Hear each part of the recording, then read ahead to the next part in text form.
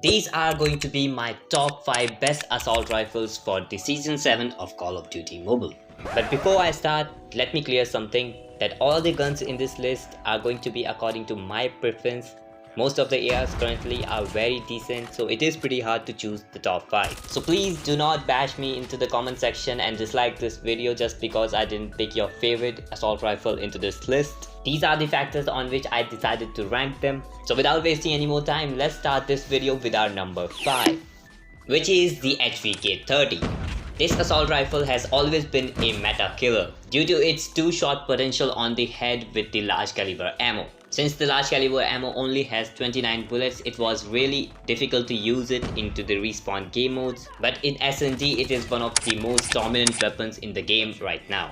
But with the recent update, they have increased the large caliber ammo capacity by 3. So now it gives you 32 bullets instead of 29, which is not that big of a difference, but considering the fact that it was already broken in S&D, this is good enough to balance it in both S&D and respawn game modes.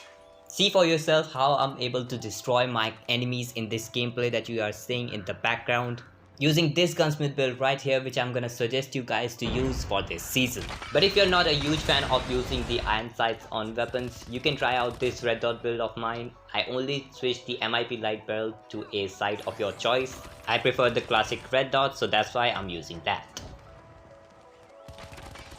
You can farm easy rank points with this gun, no matter what game mode you play.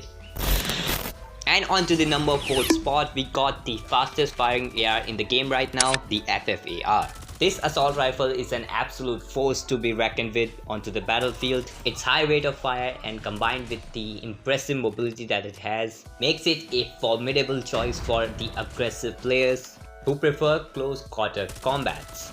The FFAR-1 allows you to unleash a relentless storm of bullets upon engagement with the enemies, and with its exceptional mobility makes it ideal for rushing and dominating in close spaces. It also got a pretty decent iron sight, which means you don't have to put on a red dot, and with the right set of attachments, this weapon can become unstoppable. These are the attachments that I like to use with this weapon, and I like to go complete aggressive with this gun as it has pretty solid damage drop off at range. And here's a alternative red dot build for the FFAR. The Task Force barrel and the 38 round speed mag is a must have attachment in my opinion. Rest of them you can choose to switch with a red dot.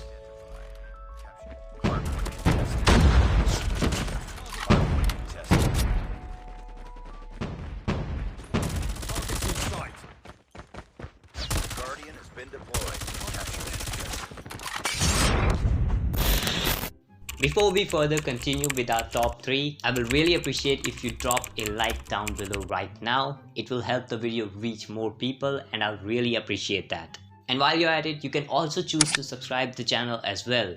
How convenient, right? Anyway, back onto our video.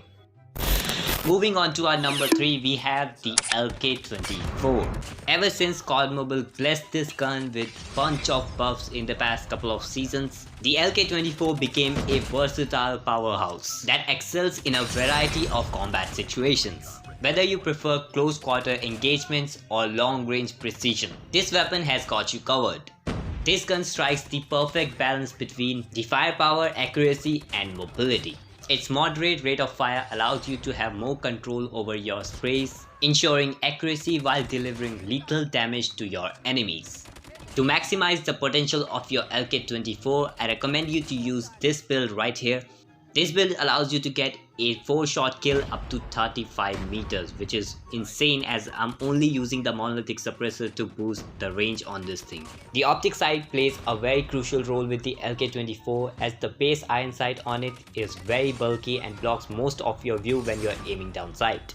That's why if you don't got a pay to win skin for this weapon, I will suggest you to use this red dot gunsmith right here that I'm using in the background gameplay as well.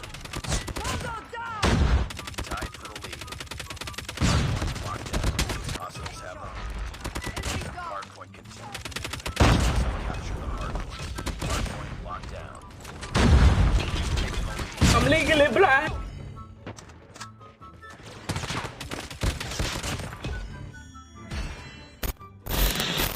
And Then on to the number 2 spot, we got the Krig 6. I really don't understand why other YouTubers are trying to downgrade this weapon a lot. Like, dude, there was literally no nerf given to this weapon. It was just one attachment, and after that, every YouTuber was like, oh, this gun is just absolutely terrible now.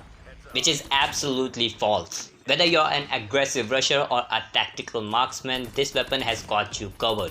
It's one of the most versatile AR in the game right now, but it shines as a reliable mid-range option, excelling in maintaining accuracy and control during engagements. It's an excellent choice of a weapon for the players who value accuracy and adaptability.